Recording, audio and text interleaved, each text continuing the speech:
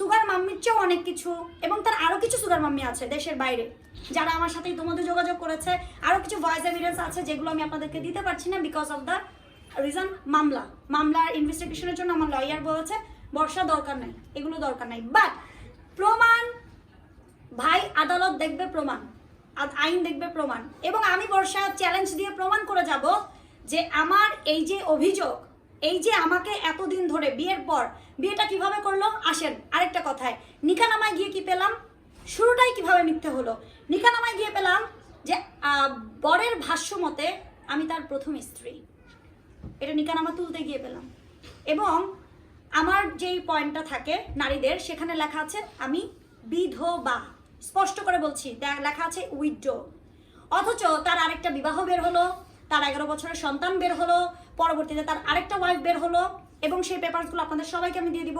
Divorce লেটারটা আমার হাতে চলে এসছে, তার যে ডিভোর্স হয়েছিল 2015 সালে, পরবর্তীতে 2020 সালের বিয়ে বের হলো, এবং তার সঙ্গে যে লিভ টুগেদারে যে নারীরা ছিল তারাও কিন্তু আমাকে জবানবন্দি দিচ্ছে যে বর্ষা আপু এই যে আমার ভয়েস রাখো, আদালতে পেশ করো।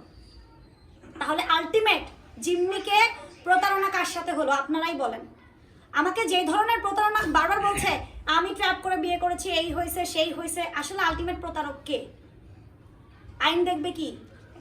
আমাকে বলেছে সে এতিম, আল্লাহকে ভালোবাসে বলে, আল্লাহকে ভালোবেসে সে একজন এতিম, তার মা নাই, তার বাবা নাই, তার দুনিয়াতে কেউ নাই, সে আমার 2টা এতিম বাচ্চার দায়িত্ব নিছে। এবং আমি চিন্তা করছি যে ঠিক আছে, ওকে, আমি ভাই বিধবা, ইসলামে তো না মানে বিয়ে নিষেধ না।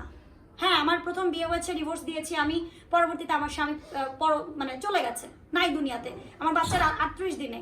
তার মানে তো এই না যে আমি বিয়ে করতে পারবো না, আমার ইসলাম নিষেধ করেন নাই। আমি বিয়ে করেছি, অবৈধ সম্পর্ক করি নাই, বৈধ সম্পর্ক করেছি যেটাতে আল্লাহ খুশি হন।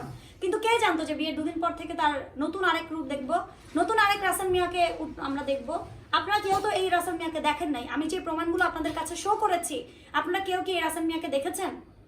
আরেকটা বিষয়, আপনার সঙ্গে যদি 12 বছরের পরিচয় না থাকে, আপনি কেন বলবেন আমার সাথে ওর 12 বছরের পরিচয়?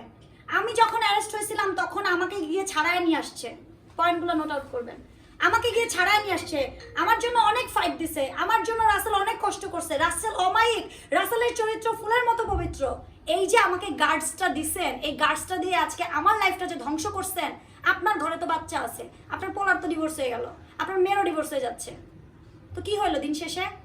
আল্লাহ ছাড় দেয়, আল্লাহ ছেড়ে দেয় না। এই যে কোরআন অবমাননার জন্য যেটা হইলো, এটা কি হইলো আপনাদের কাছে? আপনার কাছে এখনো মনে হয় না যে আমি মুখ দিয়ে নামটা বলতেছি না, মুখ দিয়ে যখন নামটা বের হবে তখন কি হবে?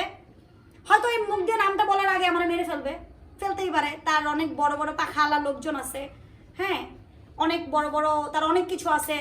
গুলশান বনানী এরিয়াতে তার যাতায়াত, তার থাকা, সে বাংলাদেশের বড় বড় ক্লাবের মেম্বার, তার কি জানো ড্রিঙ্কস খাইতে লাইসেন্স লাগে না, সে সব কিছুর মেম্বার। আচ্ছা ভাই আপনারাই বলেন, কেউ যদি মেম্বার হয়, একটা মেম্বার হইতে কত টাকা লাগে? কত টাকা লাগে একটা ক্লাবের মেম্বার হইতে?